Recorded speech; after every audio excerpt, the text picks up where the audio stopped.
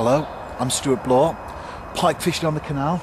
Just got the rods out, fishing with floats as well. I love fishing for pike with a float. I love the way that the fish picks the bait up and you see the little tremble and the tremor, and then it starts to go and you strike and you're into a fish.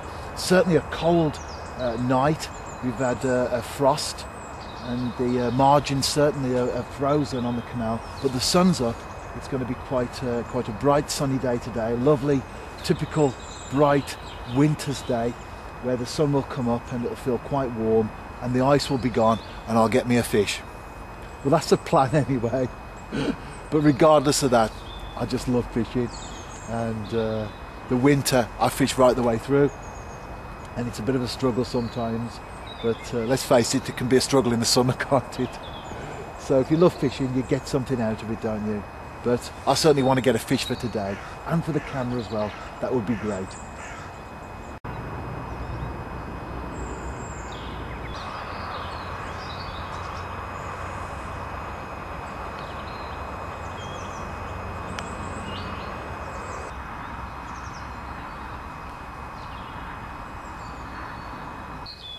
Most of my swim now has a wafer thin covering of ice on it. What's happened is the sun has come up, started to melt the ice, and it's all moved, natural flow on the canal of course, it's all moved and deposited itself into my swim, but it is very, very thin. So in the event that I get a fish, pull it through, it's not going to be a problem at all. In fact, it's so thin I don't think a spider could walk on it. So no issues at all. But although most of it's covered in ice, some of it isn't, and I'm just fishing the bits that aren't. So as long as there's water, I can get a bait in there, got a chance of getting a fish.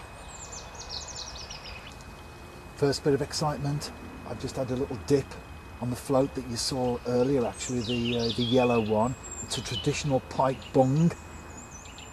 Mind you, I don't think it's going any further.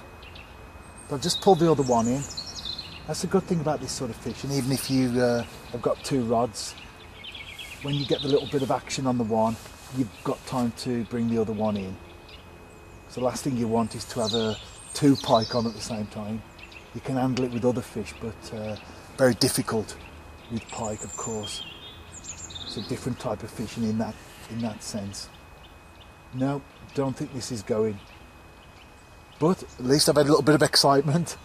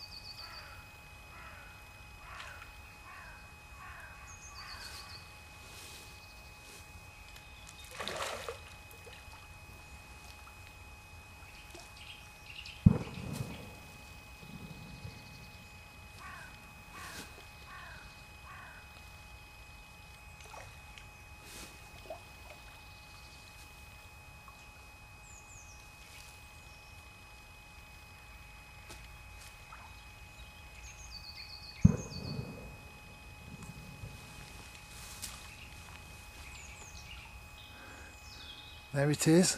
I always like to catch a fish for the camera.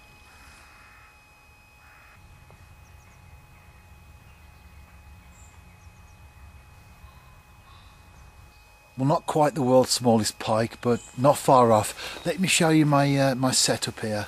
There's the trace. I've got a bead over the beginning of the trace, and then I've got a bomb, as you can see there. So I cast out, and the bomb sinks, and then the float obviously moves up the line as the bomb goes to the bottom of the lake. So how do you fix the float in place? Well, about 16 feet up, because I'm fishing some deep water today, I've got a gripper stop. So there it is, and what happens is the float moves up until it hits the gripper stop. Now the important thing about this sort of fishing is that when you cast out, you need to know exactly how deep it is, because you want that gripper stop just a few inches off the top of the float. So the float settles when the bomb hits the bottom, and then you want just a couple of inches maximum, so that in the event that the fish does take the bait, it starts to move around, starts to turn it in its mouth, all that sort of thing, that you get the indications on your float straight away. If you've got 2 feet or 3 feet of line before the gripper stop, the line can be fed through and you won't even notice it on the float. So a couple of inches maximum, and then with the natural flow and the wind and all that sort of stuff, you find that as you cast out that it tightens up anyway, and when it's tight you can see everything that's going on beneath the surface. And of course with pike, that's the important thing, because you don't want to deep hook a fish, you don't want a fish mouthing the bait, taking it down into its stomach, and you're not even aware of that. It's important to know what's happening, and that's why that gripper stop, it's flexible. You can move it depending on the depth of the water that you're fishing. Even somewhere like today, I've got 12 feet, 13 feet, 14 feet, 15 feet, and so on. As I cast around the swim, I can move it accordingly. That's important. Keep it nice and tight.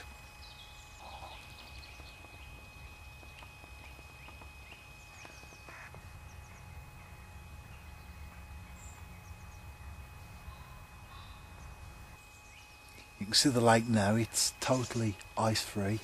When I arrived this morning, it was 95% covered in ice, with maybe just 5% free. Well, that's okay. I just headed for the 5% that ain't got any ice on it. And the sun came up. In fact, it was so misty right the way through the morning. The sun came up about lunchtime, and within an hour, the whole of the lake, the ice had totally gone.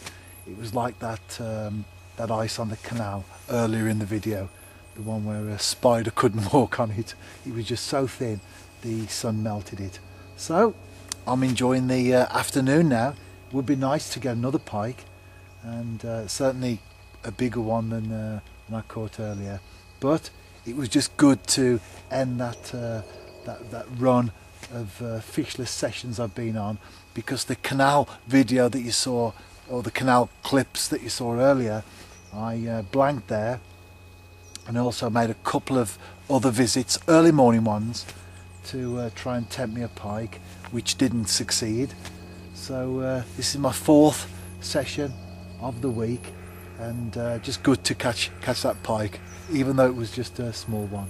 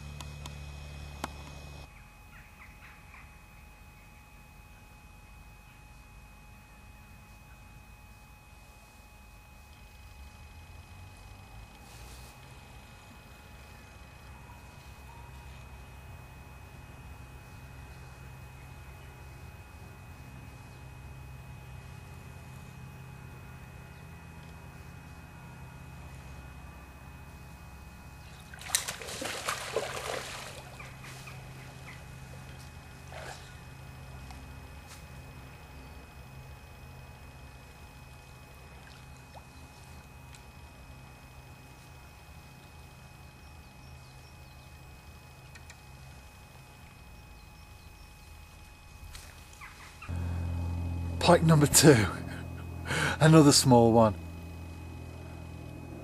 but all very welcome. Let's get this one back.